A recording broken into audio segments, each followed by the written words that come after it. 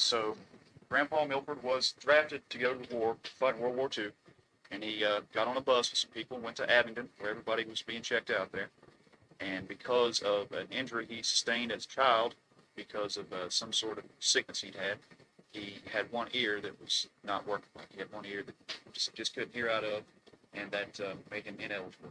That brings us back to living on the mountain, and Grandpa working in the mines, and you rented houses until 1955.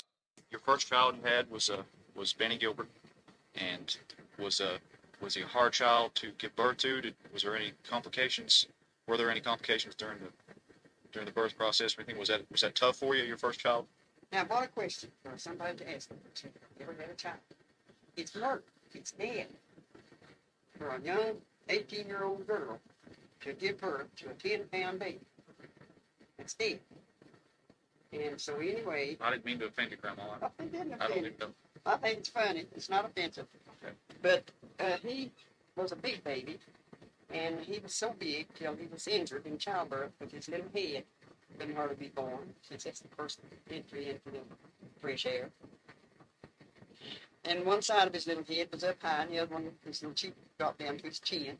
But in massaging his head, and as time went on, by the time he was 3 months old, his head straightened up, and he had a beautiful, wasn't a round head, he had a beautiful head. I remember one time he slipped off and went over to my brothers. He was going out to my sisters, and they had passed my brother's house. And because they had children to play with, I was up at my mother's. And I yelled at him to get back, and he kept running. He wouldn't come back. It's about 4 or 5. And I reached my Rita, because my baby, I reached her to my mother's there in the yard, and I said, I'll have to go run him down. So I took off after. And I got up with him. We had done cut the curve up at where the church is now. And back down around where the cemetery is. And Burley lived down in that gap right upon the road. Burley was your brother? Was my half brother. And I just jerked a stickweed that grows along the dirt roads, and just a bunch of little stickweeds. I just jerked up one, went peeling back the leaves off of it. And when I got right up to holler to Bertie, don't come catch me, Bertie stood there and held me. Well, he would have been on around the curve for 2 minutes. Like, hey, Bertie.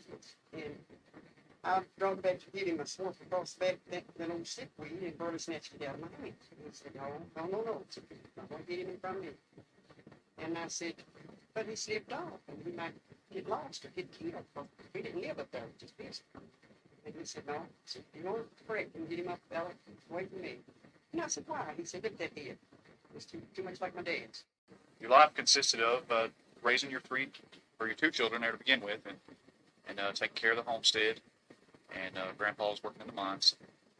Did you watch a lot of television at that time? Or you had a television, right? What was television like then? Did you watch Ed Sullivan? Was that on already? What was it like? Dinah Shore. Dinah Shore? Ed Sullivan. Uh-huh. Gary Moore. Gary Moore. I never heard of Gary. Danny Crosby. And see, I was a hillbilly country song lover. I wanted to talk to sing.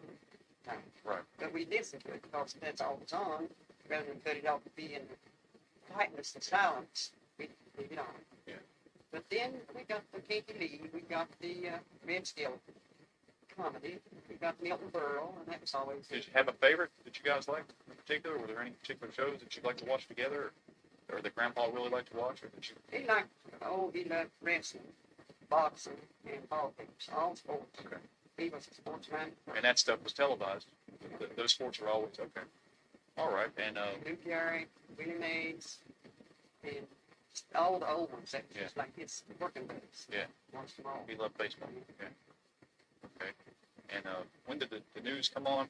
Back then, did it come on every night at a certain time, the way it does now? And did Dave Garraway brought on the Today Show. Dave Garraway and let me see what that was. Arlene Francis, I believe. And we got Kitty Carrick now. Arlene Francis, I think that's who she was then. Yeah. Back in the 40s. So, keeping up with the news is something you generally like to do? Well, I watch the news, but it wasn't important. Like now. Right. It's very important now to know what's happening. Yeah. But back then, living up on the mountain in Southwest Virginia, you were so disconnected from... You weren't on the mountain that much? I mean, not on that mountain. Yeah. We lived in Coalfields, a small community. Right. Then we moved to Rich in 55, we bought that house up there for $1,500. It was a nice house. Well, tell me about the company store. I think this is pretty interesting. What was the idea behind the company store? How did that work out now? Well, the company builds a store and purchases everything that the coal miner needs. The coal company builds it. And he puts their mining lamps, he puts their belts, their shoes, their jump jackets, their overalls, or whatever they wear in the mines, and their lights, and their food for their buckets, their bucket and dinner pails, and their furniture. Anything you want to go to town and get, you go to the company store and get it, but you pay more than you get to town. Right, but you sort of got it on credit. Sort of like, was it credit? What was it like? It wasn't credit, it was a ledger. Got a lid. Well, now it's like a charge. It's like money you could only spend at the company store. Script. Now, would they take it out of Grandpa's checks? Yeah. Is that how they would do it? Yeah, if you brought So you $10. could get whatever you needed, and then they would just take it directly out of his check. Yeah, if you walked up to the window and tell him you needed $10 for the script, he'd reach you maybe $2 $5 script pieces. Just look like money on it, like a daisy, like the wheels. They had to do that to make it their own piece of money. You take it to the company store and you could spend whatever you wanted for $10. But then when you brought your paycheck, that $10 was took out of the paycheck. They held that back. If they didn't, they would have never had no money. They gave it all out in script. Then these script pieces go right back in the dollars to pass out again. And no doubt the coal company paid a lot less for these items in the store than they charged. So they really ended up making a lot more money that way. But you didn't have to pay over $3 or $4 for the best shoes. $3 or $4. So now they're $100. And it was the tennis shoes, like a canvas line. It wasn't like the Reeboks that shoes of today. You could get them for $2.99, $3.49. But that then was a half a day's work. You went to work in the mines for $6 a day. And when he quit work, when he retired, he went to work in 42. And when he retired in 79, he was making $78 a day. He's running the machine that loaded the coal that he used as a shovel when he first went. Right, so as the technology progressed, his job got And much it moved easier. from a hand shovel to a big, like a big grader. It would dig coal, and then it would turn it around, and scoop that up with its teeth into its bucket, and turn it on around, dump it in that little coal forest, and it built it up. And then either he would, the joy, they called it the joy. It was a coal thing machine. There used to be a pick and a mattock and a shovel. They called it the joy because it was so much better than a Well, pick. that was just, they called me up a lot of times and said, "Milk, I need you to run the joy tonight, so and so, I'll be here." Well, he had already worked that evening. A lot of times they'd send out and order his meal and have it sent back in for him, and he wouldn't go to the outside until the next one. So, but he made different money. Right. But that wasn't every time. It was just And this was dangerous work. Yeah. back mountains, under mountains. And people did die from time to time. Oh, Lord, they got Yeah. his sister, Jenny, and Larry, was married and had two or three children, and he was killed in that very mountains. Right. Bill said he didn't know how many men that he had dug rock, big mountain rocks, slaked it on, for the whole thing just stayed in. And the only injury that he ever missed a day's work on, in the 38 years that he worked in the mountains, he said somebody had set timbers, that's putting big braces in there to hold the mountains there, like railroad tracks, so they're up to the top with high coming to the ground. Braces, columns. And he said somebody had cut a big pin, he called it, but a big old, what we used to call them, a big fire tooth, being fireworks, which are ROW, they break the sod up and get out the harness. And that was the same thing, they put railroad pins, that they nailed the railroad down in. They'd stick them through the mine's top. And somebody had cut one off, and he stove his head, he run his head into it and jerked his neck back. And popped his neck, and could have broke it. And that gave him a lot of trouble. He missed, I guess, 2 or 3 weeks. And his boss told him, he said, "You know that you've got your retirement work down." And we said, "Yeah, I know it." He said, "Well, you can go back to work or you get retired." I said, "What do you want?" In other words, they needed that job. Somebody else doing it. So this injury is what caused him to decide to retire. Yeah, he was working. So he was going to keep on going. He drew just a little bit of retirement compensation, maybe 2 or 3 years. And he'd go see the doctor. The doctor would give him a collar to wear, tell him to stay out of the like that. Anytime you jerk a joint, you bruise that bone.